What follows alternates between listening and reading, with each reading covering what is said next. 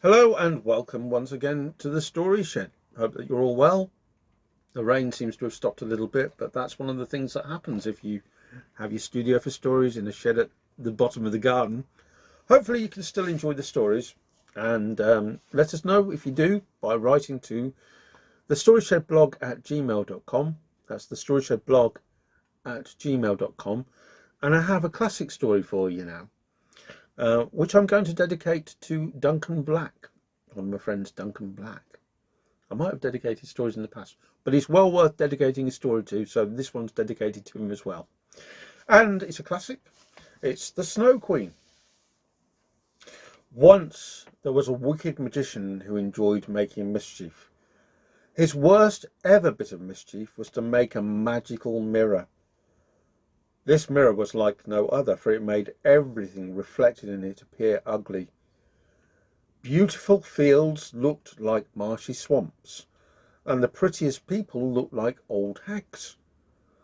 The magician was so proud of his mirror that he flew with it around the world, causing trouble. One day, when he was flying high above the earth, he laughed so much over the misery his mirror caused that the mirror slipped from his hands and fell to the earth to splinter into 1,000,000 pieces. The splinters flew all over the place. Some stuck in people's hearts and made them cold and hard. Other tiny specks blew into people's eyes and made everything they saw appear twisted and ugly. The largest piece of all fell on the Snow Queen, who ruled the icy lands of the north, and from that moment on she became the coldest and meanest woman who ever lived. Meanwhile, far away from the Snow Queen's chilly home lived a little boy and a little girl called Kay and Gerda. Kay and Gerda were the best of friends and loved each other dearly. Every day they played together, even in the winter, when the Snow Queen blew her icy breath across the land. One winter's day, Kay and Gerda were making a snowman in the village square when Kay let out a cry. "Ah! Ah! Something flew into my eye," he cried, "and I felt a pain in my heart."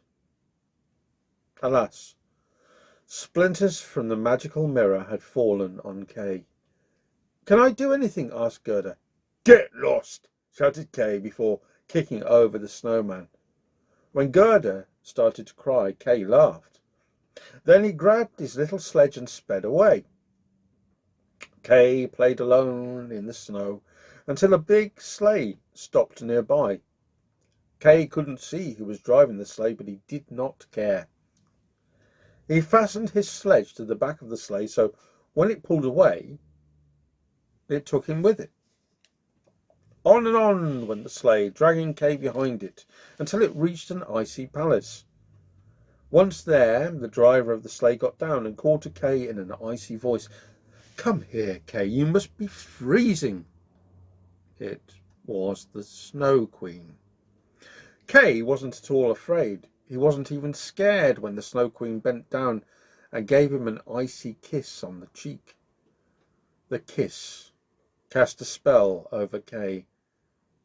It made him forget all about Greta and think that the Snow Queen was the most perfect person he'd ever seen. But worst of all, it froze his heart. Back at home, Gerda had searched high and low for Kay. Everyone in the village had joined in, but Kay was nowhere to be found. "Perhaps he's fallen in the river," an old man suggested. Gerda took her best red shoes and threw them into the river, begging the river to give back Kay in return. But the river had not seen Kay, and the red shoes were swept back.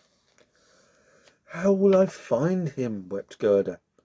As if in answer, a little boat appeared on the river bank, and Gerda climbed aboard. The boat was swept down the stream, and on she went through lands and kingdoms she never knew existed.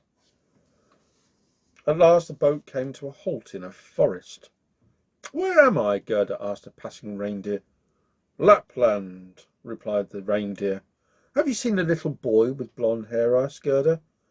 "I think such a boy is living with the Snow Queen in the north," said the reindeer.